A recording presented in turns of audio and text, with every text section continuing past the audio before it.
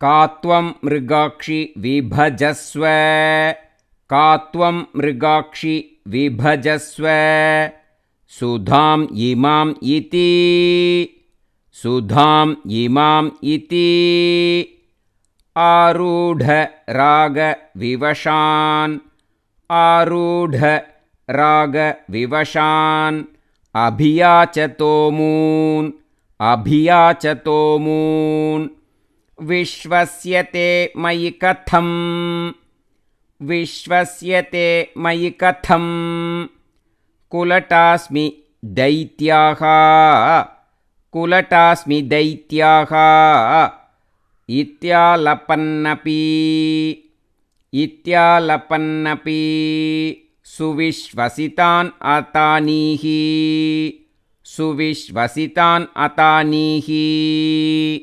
Now let us again repeat.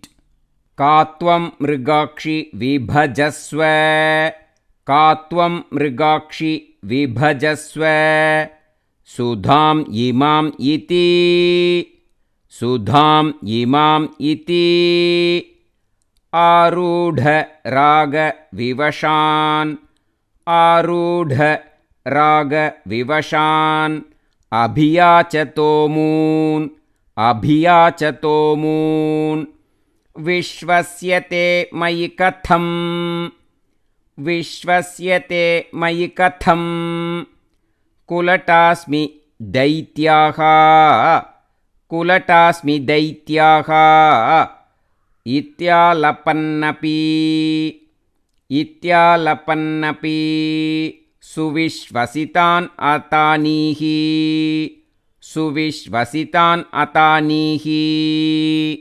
Now let us sing line by line. का त्वं मृगाक्षि विभजस्व सुधाम् इमाम् इति का त्वं मृगाक्षि विभजस्व सुधाम् इमाम् इति आरूढ राग विवशान् अभियाचतोमून् आरूढ राग विवशान् अभियाचतोमून् विश्वस्यते मयि कथम् कुलटास्मि दैत्याः विश्वस्यते मयि कथम् कुलटास्मि दैत्याः इत्यालपन्नपि सुविश्वसितान् अतानीः इत्यालपन्नपि सुविश्वसितान् अतानीः. Now again let us repeat line by line slowly. का त्वं मृगाक्षि विभजस्व सुधाम् इमाम् इति का त्वं मृगाक्षि विभजस्व सुधाम् इमाम् इति आरूढ राग विवशान् अभियाचतोमून् आरूढ राग विवशान् अभियाचतोमून् विश्वस्यते मयि कथम् कुलटास्मि दैत्याः विश्वस्यते मयि कथम् कुलटास्मि दैत्याः इत्यालपन्नपि सुविश्वसितान् अतानीः इत्यालपन्नपि सुविश्वसितान् अतानीः. Now let us sing the full sloka slowly. का त्वं मृगाक्षि विभजस्व सुधाम् इमाम् इति आरूढ राग विवशान् अभियाचतोमून् विश्वस्यते मयि कथम् कुलटास्मि दैत्याः इत्यालपन्नपि सुविश्वसितान् अतानीः. Now let us repeat the full sloka slowly.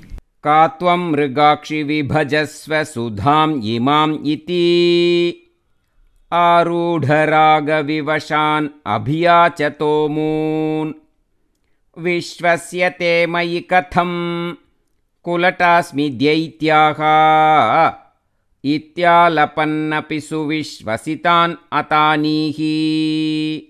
Now let us practice how we should sing in the Parayanams.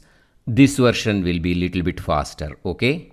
का त्वं मृगाक्षि विभजस्व सुधाम् इमाम् इति आरूढरागविवशान् अभियाचतो मून् विश्वस्यते मयि कथं कुलटास्मि दैत्याः इत्यालपन्नपि सुविश्वसितान् अतानीः। सर्वत्र गोविन्दनामसङ्कीर्तनं गोविन्द गोविन्द। कृष्णा गुरुवायूरप्पा चरणम्।